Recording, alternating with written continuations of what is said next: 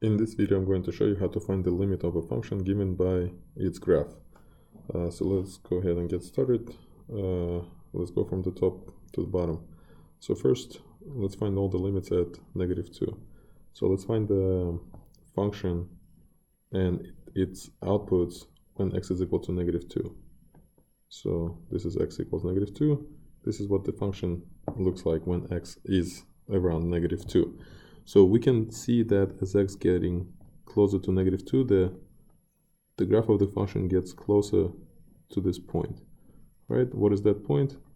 That point has coordinate, y coordinate 3. So we can tell that as x approaches to -2 from the left, the value of the function approaches to 3.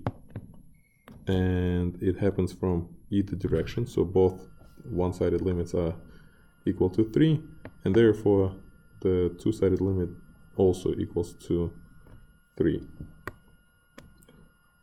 Next, let's consider the behavior of the same function around -4. So as x goes to -4, function looks like this, right? So what happens at -4? The output is 0, and using the limits we can describe this in the following way. As x approaches to -4 from the left, y goes to 0. As x approaches to -4 from the right, the output also goes to 0. And since both of them go to 0, the two-sided limit also equals to 0. So what happens around 1? So when x is equal to 1, we have two different pieces. So the behavior on the left is described by this piece, behavior on the right is described by this piece. And using the limits we can say the following. The limit of the function as x approaches to 1 from the left is equal to 6.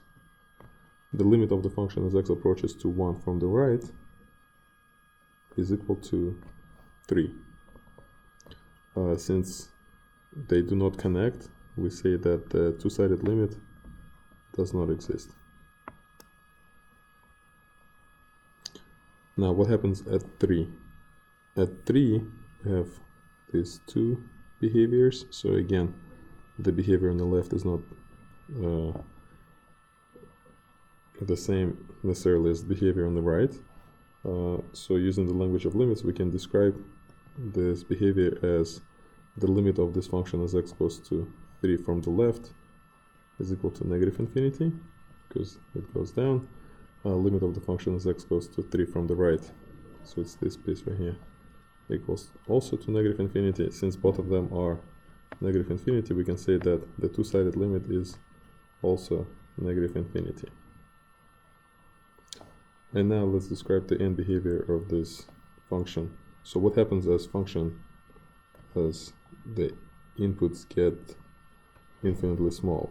Well, then the outputs also get infinitely small. So we say that the limit of the function as x goes to -infinity is -infinity, and as the inputs get larger, the outputs also get larger. So by the definition, the limit of the function as x goes to infinity is infinity.